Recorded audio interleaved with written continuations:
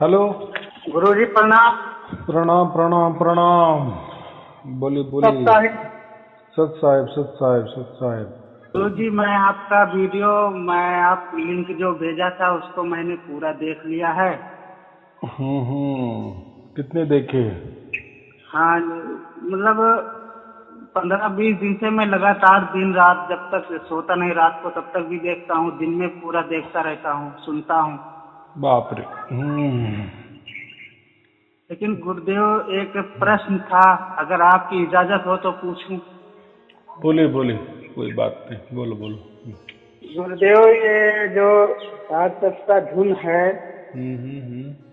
तो ये मुझे थोड़ा डाउट ये हो रहा है कि आप कहते हैं कि वीडियो देखते जाओ सुनते जाओ तो अपने आप प्राप्त होता है। हम्म। तो अभी तक मुझे ऐसा लग रहा है, मुझे तो कुछ, जब तक मैं काम नहीं बंद करता हूँ तब तक मुझे कुछ प्राप्त नहीं होता है गुरुदेव। हम्म। तो मुझे थोड़ा डर सा लगता है कि क्या मेरा भाग्य नहीं साथ दे रहा है, कि परमात्मा की कृपा नहीं हो रही मुझ पर अभी।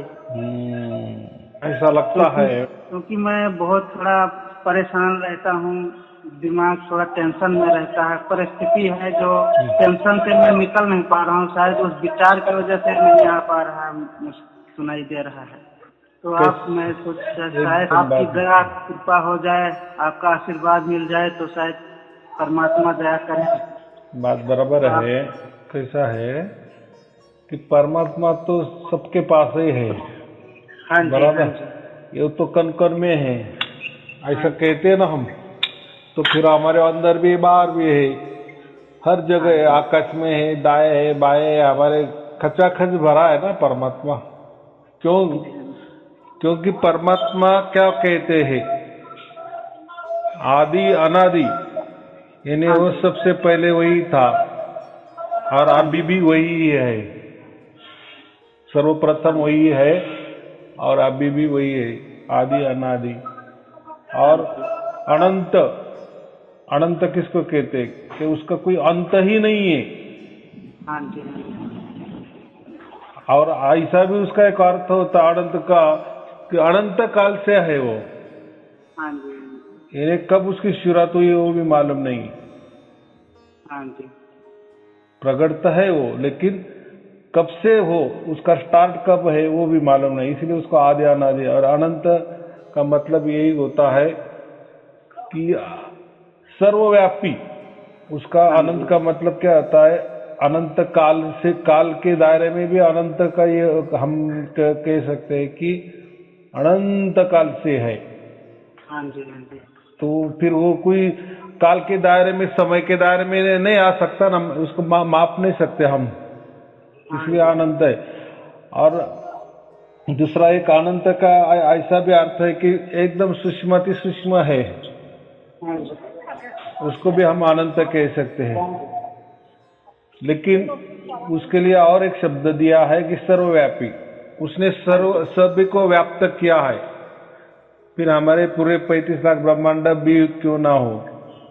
हाँ जी, यानी वो परमात्मा इतना बड़ा है, वो तो अनंत है, उसका तो कोई छोर तो नहीं लगता, पहले वाला हाँ भी जी, नहीं आखिरी वाला भी नहीं, उसका अनंत है और सर्वव्यापी है। उसने सबको व्याप्त किया है। हाँ जी, और आदि अनादि क्यों कहते कि वो अजन्मा है, यानी उसका जन्म ही नहीं हुआ है, हाँ यानी जी, अजन्मा है। जैसे हम जन्मते हैं ना हाँ कि जी, मैं फलाना फलाना 20 वर्ष से हूँ, मेरी उम्र अभी 50 साल है, मेरी 60 साल है, तो हमारा हाँ एक तय हो गया कि मैं 60 साल से हूँ, मेरे मेरे 60 साल पूर्व मेरा जन्म हुआ। हाँ जी, बराबर। लेकिन परमात्मा तो अजन्मा है ना, हाँ जी, तो उसका तो कोई जन्म नहीं हुआ। तो हो गया गुरु जी। अनंत भी, सर्वव्यापी भी, और वो एक ही है। हाँ जी, अभी अनंत में क्या होता है, लोग क्या कहते हैं, अभी अनंत माने कि एक से ज्यादा, एक से हाँ जी, ज्यादा जो होता है उसको अनेक कहते हैं, अनेक, अनंत नहीं कहते हैं। इसलिए अनंत का मतलब क्या होता है, उसका मोज माप नहीं हो सकता, ये भी एक अर्थ होता है। और अनंत, अनंत काल वो भी होता है। तो अनंत में दो चार शब्द समाये, उसके अर्थ समाये, तो वो समझ में लेना। और वो एक ही है, हाँ जी, हाँ जी। परमात्मा के दो दो नहीं हो सकते, बराबर। हाँ जी। और परमात्मा परिपूर्ण है, वो स्वयमेव क्या है, पूर्ण है, संपूर्ण है।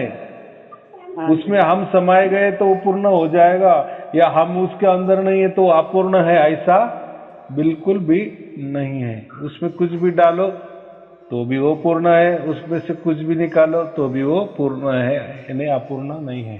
तो इसके लिए वो क्या कहते हैं, संपूर्ण है और एक ही है, बराबर। और वो जो हम क्या कहते हैं, परमात्मा को शब्द स्वरूप है, हाँ जी, हाँ जी। यानी एक ध्वनि है वो। और वो जो ध्वनि है वो कैसी चल रही, निरंतर चल रही, उसमें कोई अंतर नहीं पड़ता। वो जो ध्वनि चल रही है ना परमात्मा की, वो निरंतर है, यानी उसमें अंतर नहीं पड़ती। जैसे हम बोल रहे थे, इसमें अंतर पड़ता है ना, कहीं हम रुकते हैं, हर एक शब्द बोलते हैं तो उसके बीच में एक सूक्ष्म 0.0 कुछ तो भी एक गैप भी रहता है, लेकिन वैसा परमात्मा में गैप नहीं, निरंतर। और उसका ही कहते हैं अखंडित, यानी परमात्मा कैसा अखंडित है, उसमें कहीं भी खंड भी नहीं है। हाँ जी। तो ये किसको लागू पड़ता है, ये ध्वनि को ही लागू पड़ता है ना, साउंड को भी। साउंड ऐसी वस्तु हो सकती है ना, दूसरी वस्तु नहीं हो सकती। कोई बोलते जैसे ओमकार का, ओमकार है परमात्मा, तो ओम ओम करे या ओम सुने, तो उसमें भी रुकावट है ना।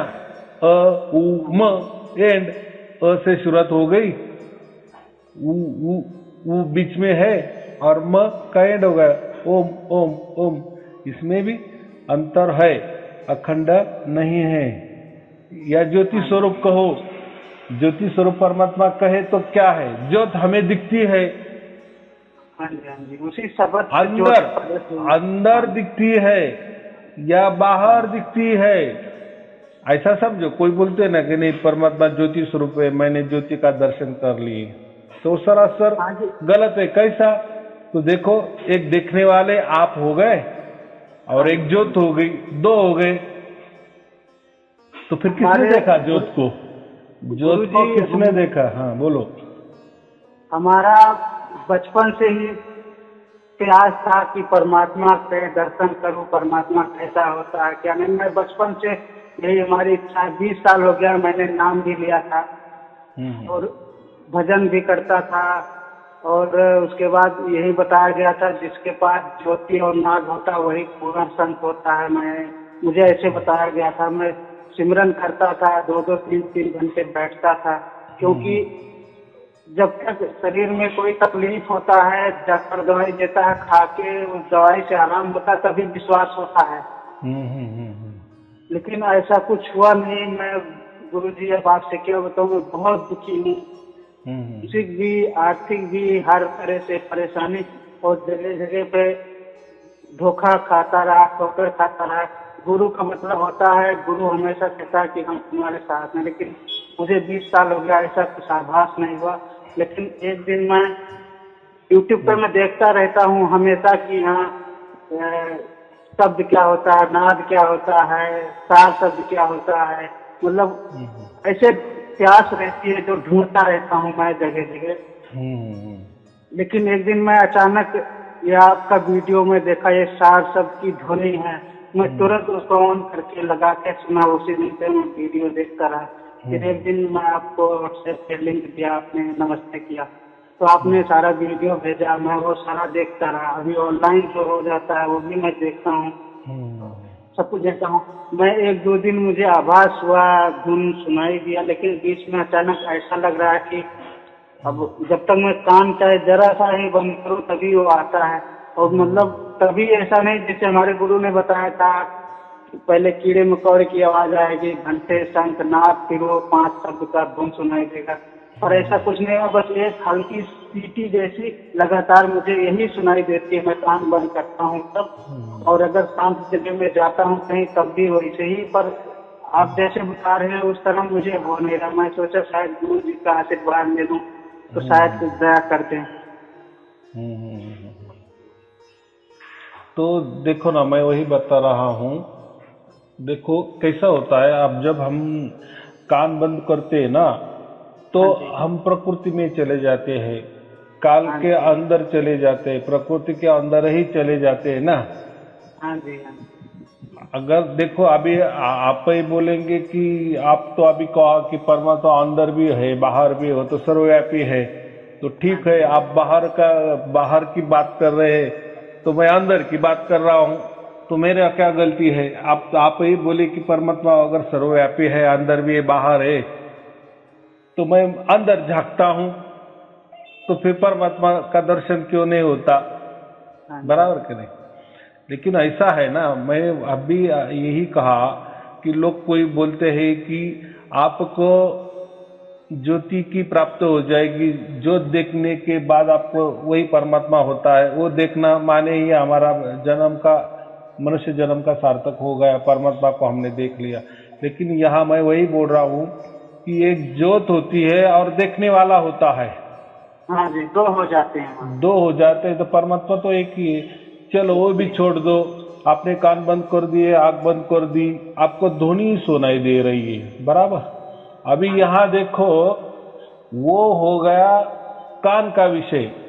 जैसा ये जो आपने ज्योति देखी, वो हो गया आंख का विषय, बराबर। हाँ जी। अंदर वाली, चाहे तो अंदर वाली आंख बोले, बाहर वाली भी ज्योति देखी आपने तो आंखों से देखी, अंदर में ज्योति देखी तो भी अंदर वाले आंख से देखे। जैसे हम सपना तो देखते हैं ना, वहां हमारी जागृत वाली आंख कहाँ खुली रहती है, वो तो बंद ही हो रहती है ना। लेकिन हम तो सपना तो पूरा स्पष्ट देखते हैं ना, तो फिर वो कौन सी आंख होती है? तो अंदर वाली आंख होती है। वो तो कितना सहज बात है। तो ऐसा ही अगर हमने ज्योति भी देखी तो अंदर वाली आंखों से देखी, तो वो अगर ज्योत परमात्मा है और ये आंखों से हमने देखी, चाहे वो अंदर वाली आंख, बराबर, तो आंख बड़ी हो गई, परमात्मा छोटा हो गया। हाँ जी। और आंख का क्या है? आंख ये तो इंद्रिय है ना, हाँ जी। हाँ जी। चाहे बाह्य इंद्रिय हो, अंदर वाली इंद्रिय हो।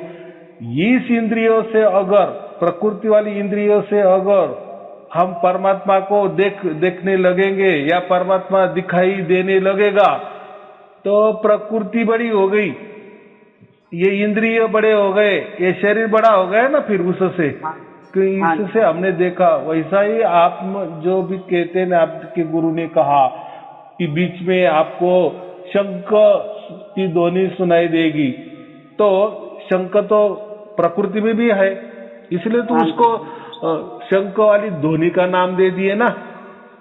लेकिन प्रकृति में तो हर जो वस्तु है वो तो नष्ट वाली है ना, तो शंख थोड़ी अजर अमर है क्या? शंख वाली ध्वनि भी सुन ली तो नाम भी प्रकृति है ना, तो प्राकृतिक नाम माने वो नष्ट होने वाला है, असत्य है, मिथ्या है, कल्पना है, माया है, यही आ गए ना।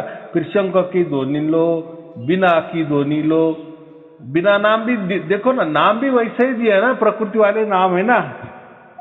बिना तो प्रकृति में, इसलिए बिना हमको मालूम है, बांसुरी भी हमें मालूम है, बराबर।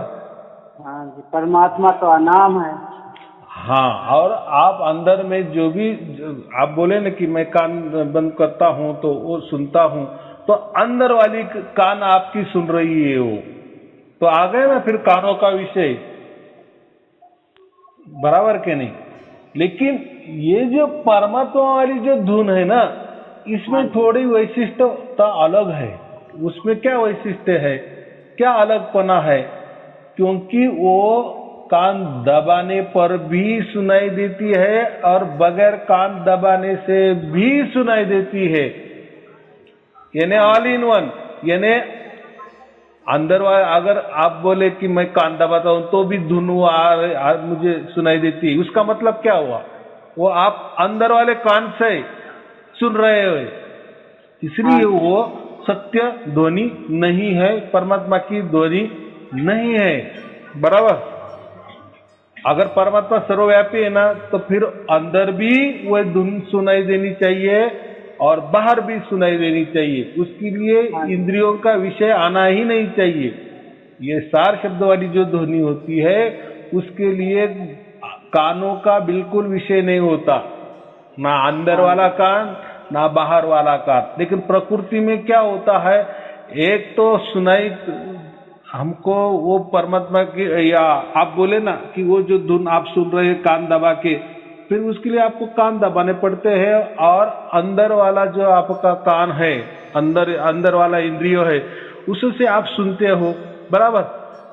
लेकिन कान छोड़ने पर आपको सुनाई नहीं देता। हाँ जी। तो वो इंद्रियों के अधीन आ गए ना वो अंदर वाली धुन। अगर वो कोई बाहर वाली धुन है, समझो हम मोबाइल पे गाना लगाए, कान बंद करे, तो मोबाइल का गाना नहीं हमको सुनाई देने लगेगा ना, क्योंकि वो कान का विषय हो गया, वो बाह्य कान का विषय हो गया। तो परमात्मा ना अंदर वाले कान का विषय है ना बाहर वाला कान का विषय है, तो उसके लिए कानों का विषय ही नहीं है। इसलिए कहा जाता है कि परमात्मा कानों का बिल्कुल विषय नहीं है, फिर अंदर वाला कान हो या बाहर वाला कान हो। तो आप जो भी सुनते हो कान बंद करके, अगर आपको जो धुन सुनाई देती है तो वह प्रकृति वाली ध्वनि है, प्राकृतिक ध्वनि है, काल वाली ध्वनि है, ब्रह्मांडी ध्वनि है, आकाश तत्व वाली ध्वनि है, वगैरह वगैरह वगैरह। और बाकी तो आपको तो मालूम है, शंख वाली ध्वनि, वो तो नाम ही प्राकृतिक है, तो उसमें तो ज्यादा बोलने की आवश्यकता ही नहीं। वो प्राकृतिक तो प्राकृतिक ही होती है, नष्ट होने वाली होती है, असत्य होती है, कल्पना वाली होती है। तो आए समझ में। इसीलिए सार शब्द का क्यों महत्व दिया है पर कबीर साहब ने, इसलिए दिया है ना, उसके लिए ये शरीर की आवश्यकता ही होती नहीं है। अबे आप कहे कि मैं तो कान दबाता तो भी वो सुनाई देती है, तो वो सार शब्द वाली धुन नहीं है। ये आपको अभी समझ में आ गया, बराबर। ये जो सार शब्द वाली धुन के लिए आपको कोई प्रयास ही करने नहीं पड़ते, ना कानों के द्वारा, ना उसके लिए चमड़ी वाले आंख, ना एक चमड़े वाले कान, या जो नष्ट होने वाले इंद्रिय है। अभी देखो ये इंद्रिय भी क्या है, शरीर है इसलिए इंद्रिय है, बाह्य इंद्रिय हो, अंदर वाले इंद्रिय हो, कर्म इंद्रिय हो, ज्ञान इंद्रिय हो, या कुछ भी हो, जो भी है शरीर के माध्यम के, अंदर वाले बाहर वाले जो भी कुछ भी हो, उसके द्वारा परमात्मा की प्राप्ति नहीं होती। अगर जो भी प्राप्ति होती है वो प्रकृति वाली प्राप्ति होती है, काल की ही प्राप्ति होती है। और इसीलिए इसीलिए इसीलिए हम कभी भी आनंदित नहीं होते, कभी भी हमको सुख महसूस नहीं होता, या हम कभी भी सुखी नहीं होते। अभी आप ही बोले ना कि मैं 30 बरस से कर रहा हूं, तो नतीजा क्या निकला आज। वास्तविक 30 बरस ये कोई छोटी मोटी बात नहीं ना, बहुत बड़ा एक लंबा ये दायरा है, दौर है। तो क्या मिला फिर उसका रिजल्ट? कुछ नहीं मिला है ना, दुख ही मिला। ऐसा समझो, दुख ही मिला। क्यों? तो प्रकृति दुखालय है, काल क्या दुख देने वाला ही है। तो हमने जो भी आपने प्राप्त किया वो दुख को ही प्राप्त किया ना। वो तो अभी ये हो गया ना, बात इतनी स्पष्ट हो गई ना। क्यों? तो आपने कान दबाए, आंख दबाई, यानी आप अंदर गए। तो देखो, ये जब तक ये बात नहीं मालूम थी ना, कबीर साहब ने जब ये खुलासा नहीं किया था ना, ये राज नहीं खोला था ना, तब तक पूरे दुनिया में जितनी भी धर्म है, धर्म ग्रंथ है, पंथ है, या गुरु गद्दिया है, या बड़ी बड़ी संस्था है, तो वह सभी अंदर झांकने को ही कहते थे, बराबर। फिर अंदर शांति महसूस हो गई तो फिर बोलते थे कि हाँ यही परमात्मा है। अंदर में आनंद आ गया थोड़ी देर के लिए, हाँ यही परमात्मा है। फिर अंदर में कुछ भी दिखाई देने लगा, हाँ यही परमात्मा है। तो ये बात हो गई। तो कोई कोई क्या करते, सांसों के ऊपर ध्यान करने को बोलते। श्वास ही देखो, प्रकृति का सबसे लास्ट स्टेज वाला श्वास है, बराबर। हमारा शरीर श्वास के ऊपर ही चलता है। श्वास बंद, हमारा शरीर बंद। तो ये जो जितने भी धर्म है, धर्म ग्रंथ है, पंथ है, तो इन्होंने श्वास को ज्यादा मान्यता दी, क्योंकि उनको मालूम है कि श्वास के अलावा कुछ भी नहीं हो सकता, या श्वास के अंदर ही परमात्मा छिपा है, ऐसा ही उन्होंने कह दिए, बराबर। तो उन्होंने क्या कर दिए चलो ये श्वास हम लेते हैं और छोड़ते हैं, अरे यार परमात्मा तो निरंतर है, अखंडित है, लेकिन ये श्वास तो हमारा खंड खंड में होता है ना, कभी लेना पड़ता है कभी छोड़ना पड़ता है। तो ये नहीं, तो उन्होंने क्या तरकीब निकाली कि जैसे हम श्वास लेते हैं और छोड़ने की जो प्रक्रिया होती है ना, उसके बीच में एक गैप होता है, उसको क्या बोलते हैं हम, कुंभक। बराबर, जब हम श्वास छोड़ते हैं उसको बोलते हैं रेचक, और श्वास लेते हैं उसको बोलते हैं पूरक। लेकिन एक कुंभक भी होता है। कुंभक माने दोनों के बीच में एक ऐसी स्थिति होती है जहां वो श्वास भी छोड़ना नहीं पड़ता और लेना भी नहीं पड़ता, हम स्थिर हो जाते हैं, वो एक पल रहता है। बराबर, वो पल को प्राप्त करना ही परमात्मा को प्राप्त करना है। ऐसे सभी धर्मों ने वो एक रिजल्ट निकाल दिए कि बस यही परमात्मा होता है, क्योंकि उन्होंने श्वास के ऊपर ही सब कुछ ये कर दिए। तो फिर किसने क्या कर दिए कि वो जो स्थिर होने वाला हमारा अंदर वाला जो स्थिर होता है ना, वो क्षण, वो पल, मैं बोला ना कि श्वास लेते और छोड़ते समय एक जो कुंभक होता है, वो जो एक अवस्था होती है कुंभक वाली अवस्था, तो उसने क्या कहे कि उसने कोई मंत्र भी डाल दिए, किसने सत ऐसा मंत्र डाल दिए कि वो स्थिति में जैसा सत का आवाज हो रहा है वो सुनो, हो गया परमात्मा का आवाज, परमात्मा की धुन। तो कोई बोलता है उसको सत कबीर कहो, तो हो गया फिर परमात्मा का आवाज। बराबर कि नहीं? तो ये जो है ना, ये फंडे। लेकिन देखो आप कितने देर तक वो सत कबीर कह सकते हैं, या सत कह सकते हैं, या कबीर ही कह सकते हैं, या कोई मंत्र कह सकते हैं। ज्यादा तो देर आप श्वास नहीं रुक सकते ना, नहीं, छोड़ना तो पड़ेगा।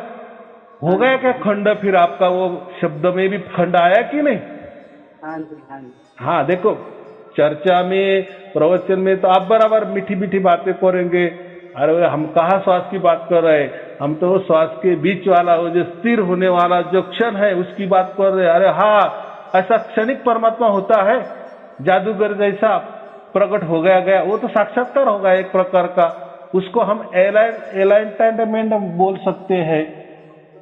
बराबर कि नहीं? उसको साक्षात्कार कह सकते, आत्मा का साक्षात्कार, आत्म साक्षात्कार, वो आत्मा का साक्षात्कार हो सकता है चाहे तो, या जो भी प्राप्ति होगी आत्मा की प्राप्ति हो जाएगी उसी इसमें।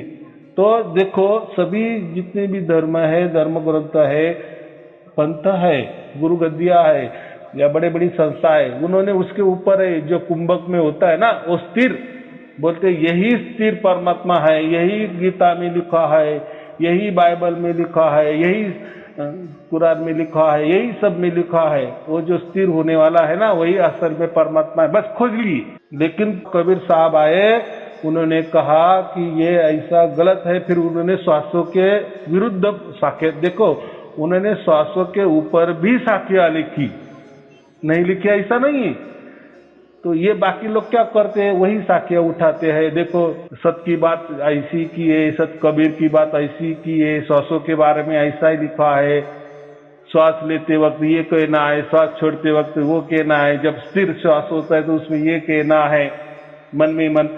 तो बात तो क्या आ गया ना। फिर ये जो परमात्मा की जो व्याख्या है, आदि अनादि अनंत, एक रस, एक ताल, एक लय, एक सुर, निरंतर, अखंडित और एक सर्वव्यापी, बैठा है कि उसमें मुझे बताओ, कुछ तो भी बैठता है कि ये जो जितना भी मैंने कहा?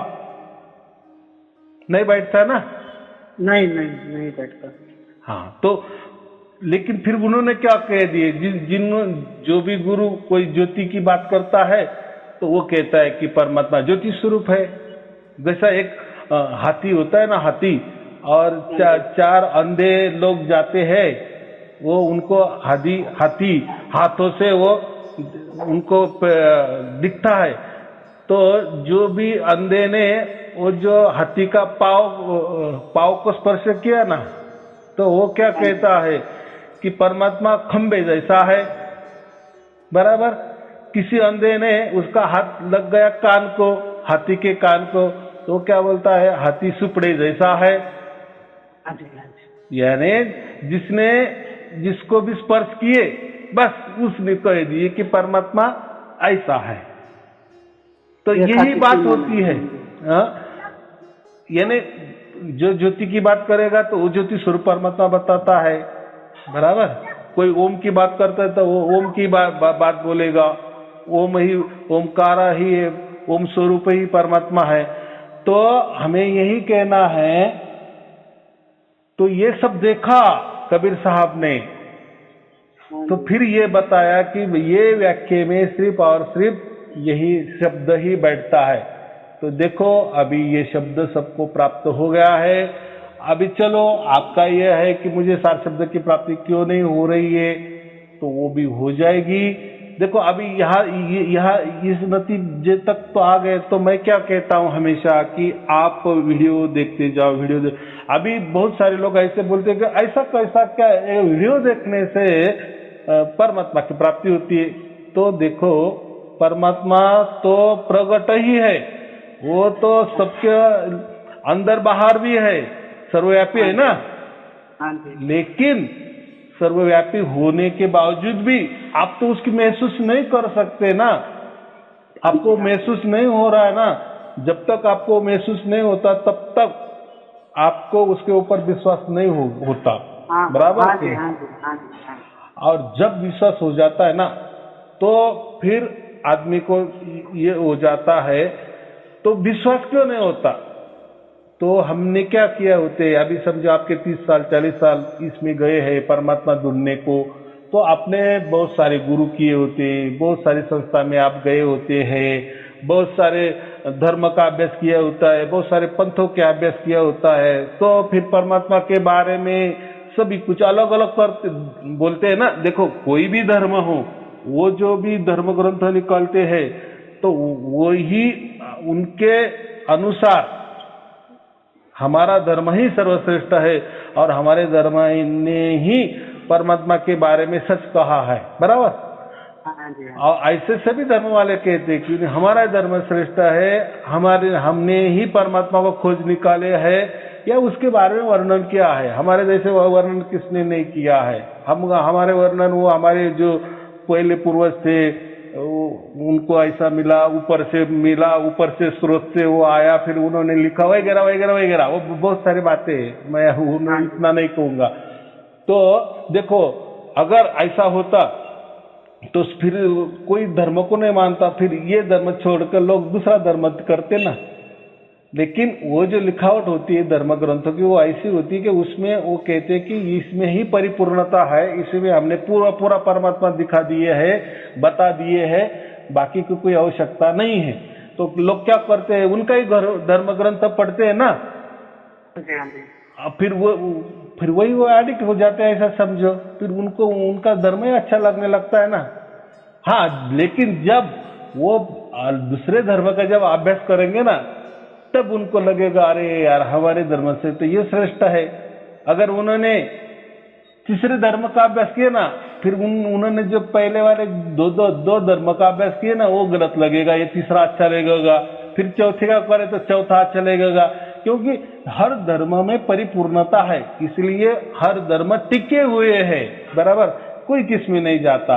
तो यही बात होती है, हर गुरु की भी यही बात होती है गुरु भी जो बोलता है, उन्होंने जो भी खोज निकाला होता है, या गुरु परंपरा से जो भी चले आता है, या कोई संस्था होती है, उन्होंने समझो कहीं नया कोई तत्वज्ञान लाया है बाजार में, ऐसा समझो कोई नया वस्तु लाया है, नई खोज उनकी हो सके, तो उनका कोई परंपरा नहीं हो, लेकिन कोई तो भी 5-50 साल की परंपरा हो, कोई किसकी 50 साल की हो, तो वो भी जो कोई भी विचार लाते हैं ना, तो वो विचार भी परिपूर्णता उसमें रहती है। तो भी वो धर्म निकालेंगे ना, या पंथ निकालेंगे या संस्था निकालेंगे ना, बराबर कि नहीं तो कैसे निकालेंगे वो। तो हर इसका अगर आपके पास टाइम है तो आप अगर सभी धर्म का अभ्यास करें, सभी पंथ का अभ्यास करें, तो या सभी संस्था का अभ्यास करें, या गुरु के परंपरा अनुसार जो भी ये करते हैं उनका अभ्यास करें, तो आपको सब में अच्छा ही लगेगा। हाँ जी, ये बात होती है। इसलिए कोई किसी का धर्म पंथ छोड़ के इधर उधर नहीं जाता। तो मैं यही बात कहता हूँ कि हम जब ज्यादा गुरु बनाते हैं, ज्यादा संस्था में जाते हैं या ज्यादा धर्म का अभ्यास करते हैं, वो हमारा सब कचरा हो जाता है या खिचड़ी ज्ञान हो जाता है और हम थोड़े संशय में आ जाते हैं। फिर ये धर्म सच्चे, पंथ सच्चे कि मैं सच्चा, तो और मिलता भी कुछ नहीं आखिर में, तो फिर आदमी थोड़ा निराश हो जाता है। बराबर। तो हमें क्या करता है, मैं क्या करता हूँ, आपको सब वीडियो देखने को क्यों कहता हूँ, जब आप पूरे वीडियो देखते हैं ना, तो उसमें जैसे लोगों ने कोई सवाल किए होते, फिर मैंने उसके ऊपर जवाब दिए होते हैं, तो उससे क्या होता है, आपके मन का भ्रम धीरे धीरे धीरे धीरे खत्म होने लगता है, खत्म होने लगता है, खत्म होने लगता है। और फिर एक दिन जब पूरा खत्म हो जाता है ना, तो आपके अंदर वाला ही परमात्मा, या उसको बाहर समझो अंदर समझो, वो प्रकट होने लगता है, उसको जगह मिल जाती है। अभी क्या हो गया, हमारे संशय, हमारे श्रद्धा, हमारे भावना, हमारे विचार, हमारे कल्पना या हमारे कोई अरदास या प्रार्थना, इन्होंने क्या किया है, हमारे माइंड के ऊपर कब्जा कर लिए है। हाँ जी। पूरे शरीर के ऊपर कब्जा कर लिए है, ऐसा समझो। तो इसलिए वो परमात्मा को प्रकट होने के लिए कोई जगह ही नहीं है। वो सर्वव्यापी होकर भी वो कुछ नहीं कर सकता। हाँ जी। क्योंकि वो क्या देखता है, भाई तेरी श्रद्धा अगर इसमें ही है ना, ज्योति स्वरूप में है ना, तुझे ज्योति स्वरूप परमात्मा ही अच्छा लग रहा है, तो तू ज्योति स्वरूप मान, चलो मेरा क्या है। आखिर में क्या होता है, जैसे हम बच्चों को बोलते हैं ना, भाई अभी तेरी एग्जाम आने वाली है 6 महीने के बाद, तो तू अभ्यास कर, तू ये मूवी मत देख, पिक्चर मत देख, वीडियो मत देख। बराबर। अगर वो चोरी छुप के देखता ही जाएगा तो क्या हो जाए, नतीजा तो परीक्षा में जाएगा तो फेल ही होगा ना, या कम मार्क्स मिलेंगे ना। हाँ, तो यही बात होती है। तो हमें क्या करना है, अगर उसको ज्यादा मार्क चाहिए तो क्या करना चाहिए, कुछ नहीं देखना, किसी का नहीं सुनना। यानी इसलिए मैं क्या कर, मेरे तो जो भी वीडियो है उसमें तो कोई मैंने धर्म का प्रचार नहीं है, कोई पंथ का प्रचार नहीं है, कोई मैं सब ऐसा समझो, कोई श्लोक का आधार नहीं लेता, मैं कोई साक्या का आधार नहीं लेता, कोई शब्द का आधार नहीं लेता, कोई रामायण के आधार नहीं लेता, कोई दोहे का आधार नहीं लेता, या धर्म ग्रंथ का आधार नहीं लेता। तो इससे क्या होता है, मैं जो बात नेचुरली बोलता हूँ और फिर लोगों को समझ में आती है। बराबर। थोड़ा ये हटके, ये परमात्मा अगर आपको चाहना है ना, आपको प्राप्त करना है ना, तो ये धर्म पंथ या गुरु गद्दी या संस्थाएं थोड़ा सा बाजू हटा दो। बराबर। क्योंकि इनका किया ना हमने, ना किया ऐसा नहीं ना, सब धर्मे देखे, सब पंथ देखे, सब धर्म ग्रंथ ढूंढाड़े, सब प्रवचन की सबके सुने, लेकिन नतीजा नहीं निकला ना। तो अभी मैं जो बोल रहा हूँ ना, तो अभी मेरे लिए कुछ दिन दे दो ना। मैं कितना दिन मांगता हूँ आपसे, 20 दिन मांगता हूँ, 20 दिन में मैं पूरे वीडियो देखो, ऐसा मैं क्यों कहता हूँ। अरे देखो, आप कोई संस्था में जाते हो, आध्यात्मिक संस्था में, या कोई गुरु करते हो, उसके लिए आप 5-5, 10-10 बरस देते हो, और उसका नतीजा क्या मिलता है, आखिर में दुख ही मिलता है। अगर आप कुछ आशय से आते हैं ना, तो कोई लोग इतना ये हो जाते हैं ना, 2-4 वीडियो ये जाते हैं और वो सार शब्द बताओ ना हमको, और सार शब्द बताओ ना हमको। अरे भाई, ऐसा मैंने कहा, किसको बोला है कि मुझे फोन करो, मैं सार शब्द फोन पे बताऊंगा, और सार शब्द ये थोड़ी बोलने वाले हो। तो अकह है, अनाम है, अबोल है, वो कोई लिखने में नहीं आता, सुनने में नहीं आता, दिखने में नहीं आता। तो अभी तो आपको तो सब पता है ना सार शब्द क्या होता है। तो इसके लिए, क्योंकि वो परमात्मा की ओर से आपको प्राप्त होता है। अगर मेरे से अगर प्राप्त होता था, तो मैं भी कोई आपको मंत्र तंत्र दे देता, कोई विधि बता देता, तो फिर वो जो गुरु है या कोई संस्था है या कोई धर्म है, तो फिर मेरी और उनकी एक ही तुलना हो जाएगी ना। फिर मेरे और उसमें क्या अंतर है, कोई अंतर नहीं रहेगा। ऐसा नहीं है। अगर परमात्मा को आपको सचमुच में प्राप्त करना है ना, तो आपको ये सब छोड़ देना पड़ेगा। कितने दिन तक? 20 दिन तक आप सब छोड़ दो, और पूरे की पूरे उतारो। वो जो वीडियो में जो है ना ऑनलाइन वाले, सिर्फ ऑनलाइन वाले, बाकी मत देखो। बाकी तो बहुत सारे वीडियो है, तो आप उसमें अगर जाएंगे तो आप और भ्रांत में जाएंगे। अरे गुरुजी, अरे वो तो आपने वो वीडियो में ऐसा दिखा है। अरे मैंने भैया आपको क्या कहा है?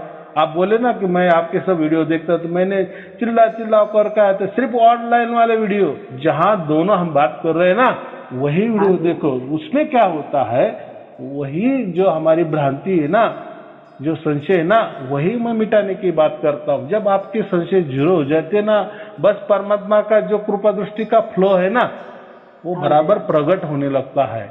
फिर 24 घंटे हो जाती, थोड़ी दिक्कत आती, बाद में हो जाती है। तो अभी आप बराबर किए, तो अभी आप एक ही काम करो, और कान मत दबाओ, आंख मत दबाओ, कहीं शांत जगह मत बैठो। जैसे काम करते वक्त जो भी आप काम करते हैं, जो भी कर रहे हैं, जागृत अवस्था में, मैं क्या बोला, देखो ध्यान भी कोई जागृत अवस्था नहीं होती, वो एक अर्ध जागृत अवस्था होती है, बराबर।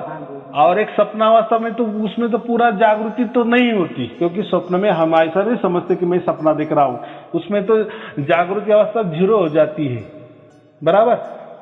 तो ध्यान में हमारी अर्ध जागृति अवस्था होती है, तो इसलिए हमें वो नहीं चाहिए, हमें पूरी जागृति चाहिए।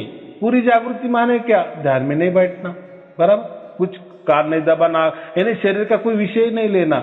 हम जैसे ही काम करते हैं, हंसते खेलते, जो भी हम सुन रहे हैं, बोलते हैं, चलते हैं, उसमें सिर्फ क्या करते जाना, वो धुन जो चालू है ना हमारे अंदर वाले, जो ये परमात्मा है ना, मैं जो बोल रहा हूँ ना, अंदर बाहर सर्वव्यापी है, वो कोई अंदर नहीं है तो अंदर जाओ, या बाहर भी नहीं है कि बाहर जाओ, ऐसा नहीं है।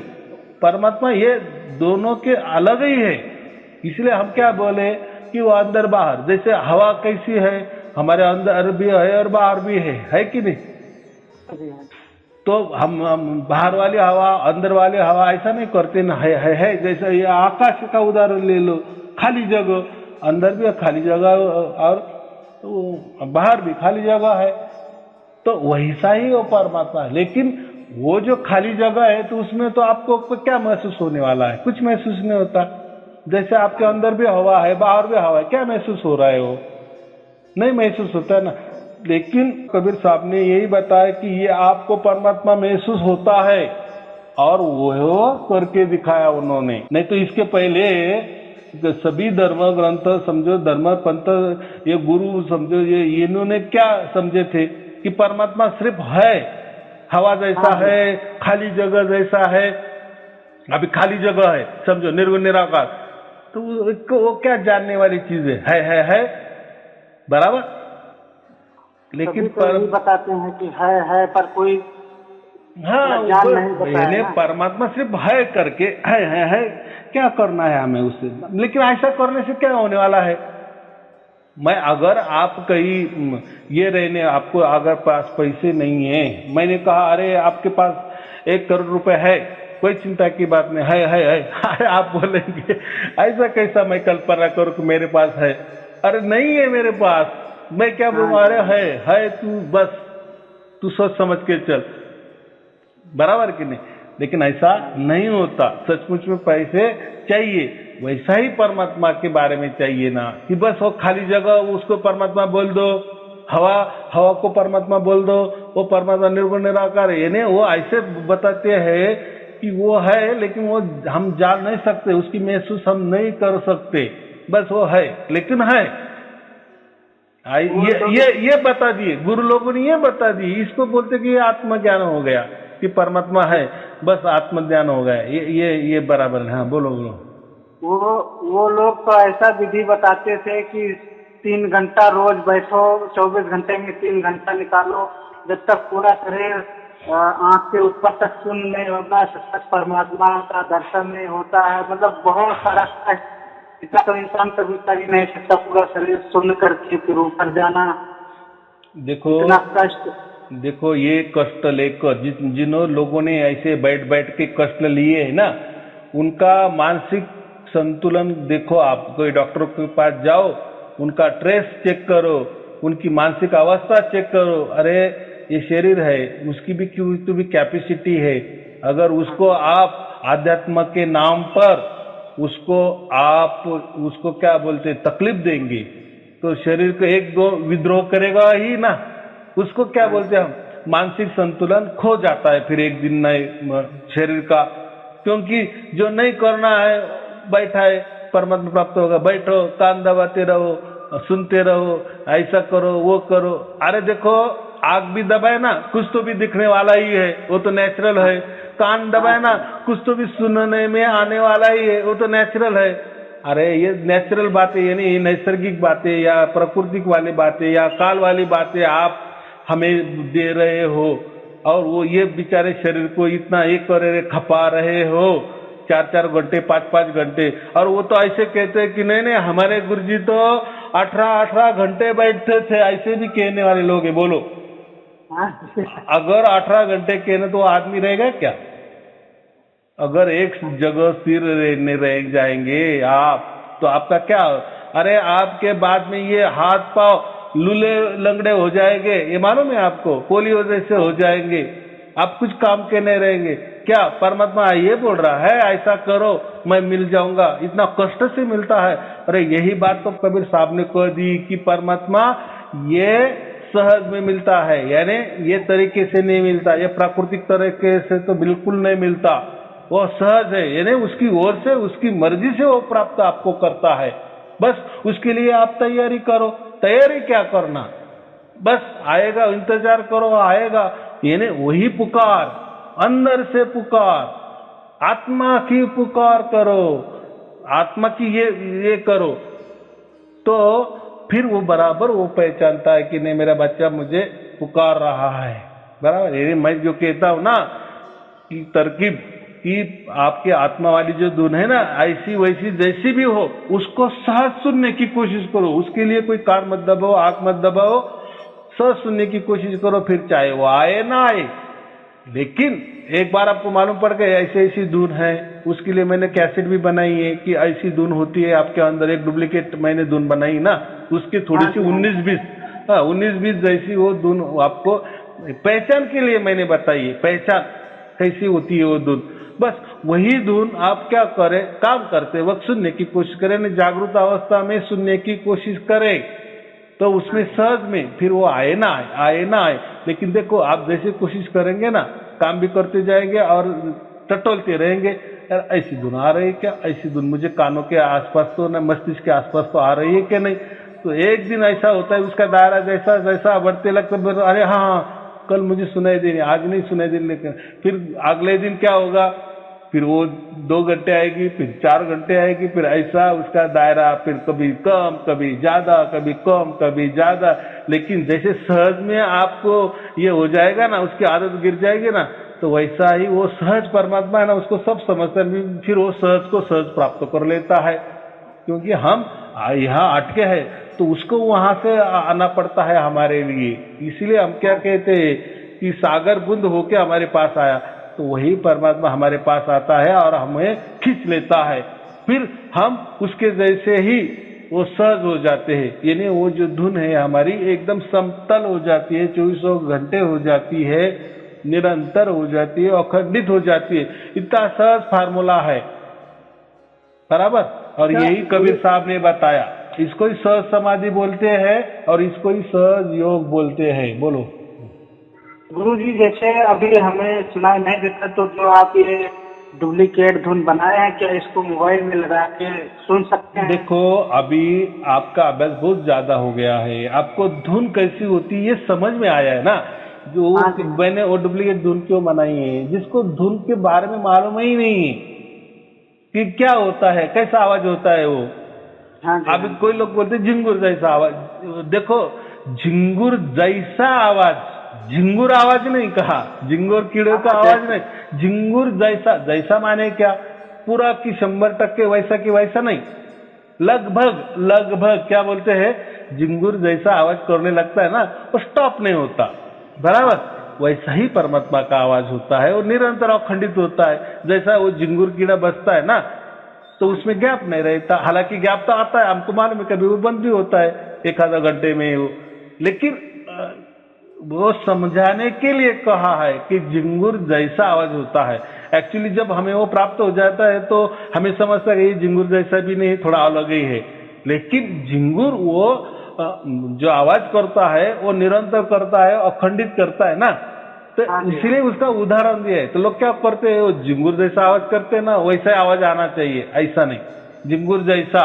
और वो थोड़ा लगता भी है बाद में हमको कि अरे यार वो तो थोड़ा झिंगुर जैसा ही, लेकिन उसको जैसा लगा है बराबर। हाँ जी। क्योंकि झिंगुर जैसा आवाज करेगा वैसा ही निरंतर अखंडित होगा ना, ये भी बराबर है ना। ऐसे ही आवाज निरंतर अखंडित हो सकते हैं ना जैसा झिंगुर करता है। तो इसलिए संतों ने उसका उदाहरण दे दिए हैं। तो चलो कोई चिंता की बात नहीं, अभी आपको समझ में आ गया कि आपको परमात्मा की प्राप्ति, आपने तो कहा दिए कि मैंने तो सब वीडियो देख लिए है, अभी जो भी कुछ बच्चे होंगे वो भी पूरे देख लो, और ऐसा सहज में वो आवाज सुनने की कोशिश करो। मेरा वो डुप्लीकेट आवाज अभी सुनने की कोई जरूरत नहीं है, वो तो आपको पता चल गया है कि ऐसा आवाज रहता है ना, बस वैसा ही आवाज काम करते वक्त जागृति में सुनने की कोशिश करो। उसको हम सहज में बोलते हैं, सहज में सुनने की कोशिश करो। फिर कभी कभी आएगा, कभी कभी नहीं आएगा, लेकिन जैसे कोशिश करते रहेंगे, टटोलते रहेंगे ना, जांच करते रहेंगे ना वो आवाज को, थोड़ा ध्यान। तो मैं ध्यान क्यों नहीं बोल, लोग क्या करते हैं ध्यान, फिर आप तो बोले कि ध्यान नहीं करना, आप तो बोले कि ध्यान दो उसके ऊपर। अरे ध्यान का मतलब लोग क्या करते हैं, बैठना, चलो कहीं तो ये बैठना, ऐसा गुरुजी ने कहा है, वो वाला ध्यान नहीं, ध्यान है लक्ष्य देना, टटोलना, थोड़ी जांच करते रह जाना, उसको अनुभव करते जाना कि आ रहा है कि नहीं ऐसा आवाज। तो देखो फिर ऐसा, फिर आवाज सहज में जब उसका दायरा बढ़ते जाएगा, फिर आवाज बढ़ता जाएगा, और सहज में ऐसा ही सहज में कोशिश करना, फिर वो परमात्मा जो सहज आवाज है ना परमात्मा का, ऐसा कि ऐसा वो फिर खींच लेता है। और फिर यही आवाज जो हमको कभी कोई सुनाई देता था, कभी कभी नहीं आता था, तो वही आवाज फिर 24 घंटे फिर निरंतर हो जाता, बस फिर हमारा काम खत्म। फिर हमको परमात्मा ने हमके ऊपर कब्जा कर लिए, बराबर, उसके गोद में हमको बिठा लिए, अभी हमको चिंता नहीं है, बराबर। ये हो जाता क्यों अभी लोग क्या कहते हैं कि आप बोलते हैं कि हमारी सुरती तो जीते जी चली जाती है परमात्मा, वो कैसा समझना। अरे आप जब वो धुन सुनते हैं उसका मतलब क्या होता है, उसका मतलब यही होता है ना परमात्मा आपके साथ में है, यानी आप उसके गोद में हो ना, जीते जी चलते बोलते आप सहज समाधि नहीं है, आप काम भी कर रहे हैं और आपकी सुरती आपके सामने परमात्मा की गोद में बैठी है ना, परमात्मा का आवाज आपको आ रहा है ना, धुन सुनाई दे रहा है ना, उसका मतलब ही आप उसकी गोद में बैठे हुए हैं। अच्छा गुरुजी, जैसे कभी फ्री टाइम होता है शाम को या सुबह के टाइम बेला बैठे होते हैं, तो मतलब एक सहज होके 10-5 मिनट बैठ सकते हैं, मतलब सहज में बैठो।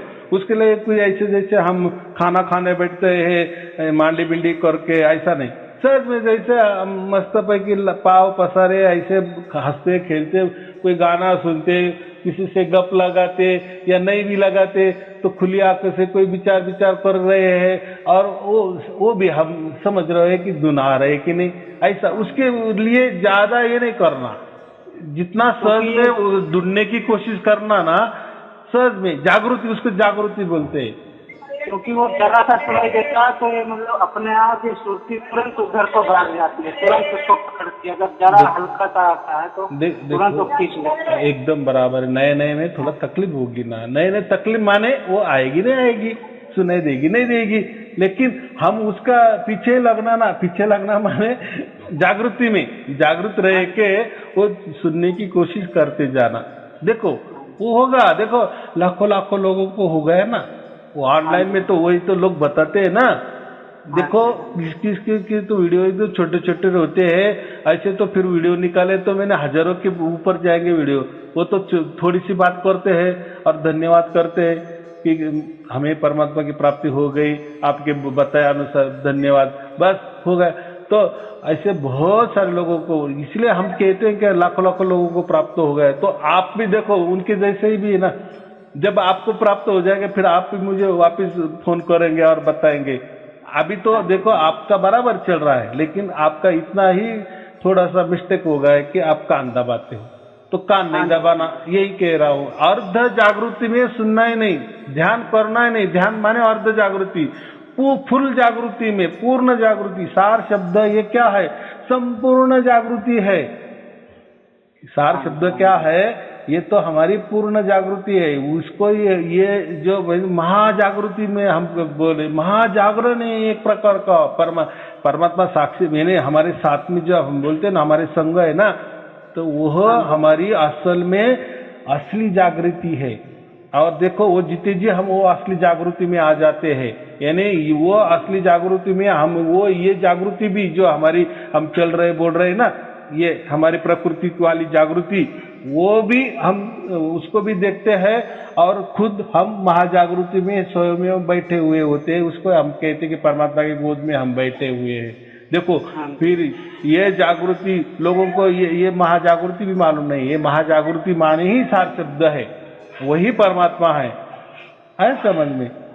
हो जाएगा आपको, धीरे धीरे हो जाएगा। आपने बहुत सारा किया है तो अभी आपको ज्यादा समझने की कोई बात नहीं है, सब आप समझ रहे हैं। होगा जब पूरे संशय जाएंगे, बस परमात्मा को बराबर जगह मिलेगी और आपको खींचेगा। यही दोनों आपकी 24 घंटा हो जाएगी।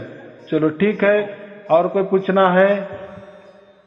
नहीं गुरुजी, बस आप कृपा करें, दया करें। चलो ठीक है, कोई बात नहीं। शुभ आशीर्वाद। सत साहेब जी, सत साहेब, सत साहेब।